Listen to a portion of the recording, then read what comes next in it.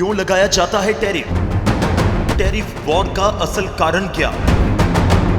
America चीन trade war, किसकी जीत किसकी हार? भारत को रास आई चीन अमेरिका की लड़ाई। नमस्कार, आप देख रहे हैं न्यूज 18 एक्सप्लेनर, जहां हम जटिल मुद्दों को समझाते हैं आसान भाषा में। मैं हूं आपके साथ सूरज भारद्वाज और आज बात करेंगे एक ऐसे मुद्दे की जिसने पूरी दुनिया की अर्थव्यवस्था को हिलाकर रख दिया है। मुद्दा है अमेरिका द्वारा एक के बाद एक कई देशों पर टैरिफ लगाने का। सबसे पहले जानते हैं टैरिफ होता क्या है। सीधे शब्दों में कहें तो टैरिफ यानी टैक्स। जब एक देश दूसरे देश से कोई सामान खरीदता है, जैसे मोबाइल फोन, स्टील, अनाज, तो उस पर एक टैक्स लगाया जाता है। इसी टैक्स को टैरिफ कहते हैं। अब सवाल ये भी उठता है कि जब सभी देशों में सामान का लेन देन चलता रहता है तो बीच में टैरिफ की जरूरत क्यों पड़ी? छोटे से उदाहरण से समझते हैं। मान लीजिए भारत अमेरिका को चावल बेच रहा है। शुरुआत में अमेरिका के पास चावल नहीं था, तो वो भारत का चावल बिना टैक्स के खरीद रहा था। लेकिन जैसे ही अमेरिका ने खुद चावल उगाना शुरू किया, उसने भारत से आने वाले चावल पर टैरिफ लगा दिया ताकि उसका अपना चावल सस्ता और ज्यादा बिकने वाला बन जाए। टैरिफ से अमेरिका को दो फायदे मिले।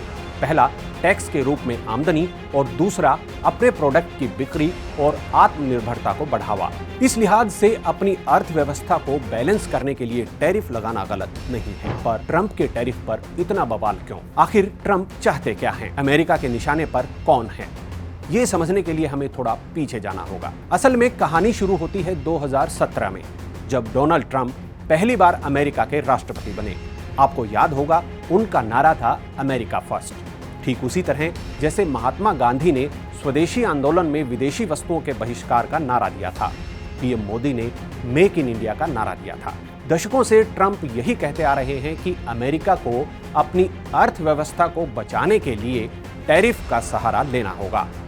ट्रंप के पहले कार्यकाल के दौरान मार्च 2018 में भी अमेरिका ने भारत के स्टील पर 25 और एल्यूमिनियम पर 10% टैरिफ लगाया था। इतना ही नहीं, 2019 में अमेरिका ने भारत को मिलने वाला जीएसपी स्टेटस भी हटा दिया।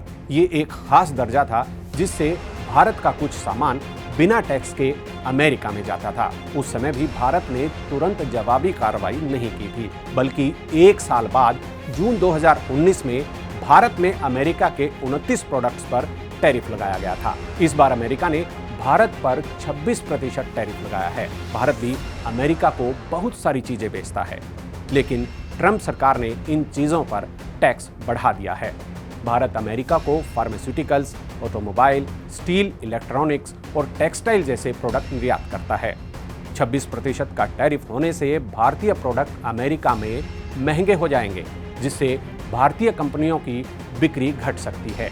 अमेरिकी कंपनियां भारत से कम सामान खरीदेंगी, जिससे भारतीय निर्यातकों को नुकसान होगा। लेकिन इस आपदा में भी भारत ने अवसर ढूंढ लिया है। भारत के commerce and industry minister Piyush Goyal ने न्यूज 18 के ही मंच पर बताया कि भारत को ट्रंप के टैरिफ से डरने की जरूरत नहीं है। टैरिफ लड़ाई से पहले ही भारत की अमेरिका के साथ द्विपक्षीय व्यापार समझौतों को लेकर वार्ताएं चल ही रही थी, जो अब और तेज हो गई हैं। और इस बातचीत का फायदा भारत को मिलना तय है। उन्होंने ये भी कहा कि टैरिफ वॉर की समस्या की जड़ करीब 24 साल पहले WTO में चीन की एंट्री है। असल में टैरिफ वॉर और कुछ नहीं बल्कि अमेरिका और चीन के बीच चौधराहट की लड़ाई है। अमेरिका ने सबसे ज्यादा 125% टैरिफ भी चीन पर ही लगाया है। एक पुरानी कहावत है कि जब दो सांड आपस में लड़ते हैं तो शामत उनके आसपास झाड़ियों की ही आती है।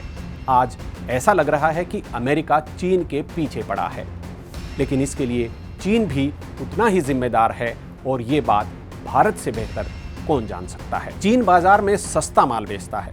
चीन की बनी वस्तुओं ने हमारे मैन्युफैक्चरिंग उद्योग को भारी नुकसान पहुंचाया है। ये सिलसिला 24 साल पहले शुरू हुआ, जब चीन WTO यानी विश्व व्यापार संगठन का सदस्य बना। चीन ने कम लागत पर मैन्युफैक्चरिंग का बड़ा खेल खेला, बड़ी बड़ी फैक्ट्रियां लगाई, करोड़ों मजदूरों से सस्ते में दिन रात काम करवाया। इस माल को दुनिया भर में बेचा। अमेरिका की मार्केट पर चीन ने लगभग कब्जा कर लिया। भारत की मार्केट पर भी चाइनीज आइटम्स का बोलबाला रहा। चीन की इस अनफेयर प्रैक्टिस का नतीजा ही था कि भारत में मेक इन इंडिया अभियान की शुरुआत हुई, लेकिन अमेरिका ने दूरदर्शिता नहीं दिखाई। धीरे धीरे अमेरिकी अर्थव्यवस्था की धज्जियां उड़ गई। अब जब दूसरी बार ट्रंप की सरकार बनी तो ट्रंप ने चीन को सबक सिखाने की ठान ली और टैरिफ के हथियार से $100 के चाइनीज प्रोडक्ट का दाम $225 कर दिया। मकसद था चीन को घुटनों के बल लाना, लेकिन हुआ इसके उलट, क्योंकि ट्रंप बाजार पर चीन की 24 साल की बादशाहत को सिर्फ 24 घंटों में ही खत्म करना चाहते थे। चीन ने कहा कि अमेरिका की जबरदस्ती के आगे झुकने की बजाय वो आखिरी दम तक लड़ना पसंद करेगा। दोनों देश एक दूसरे पर टैरिफ की बेतुकी बढ़ोतरी करने में लगे हैं।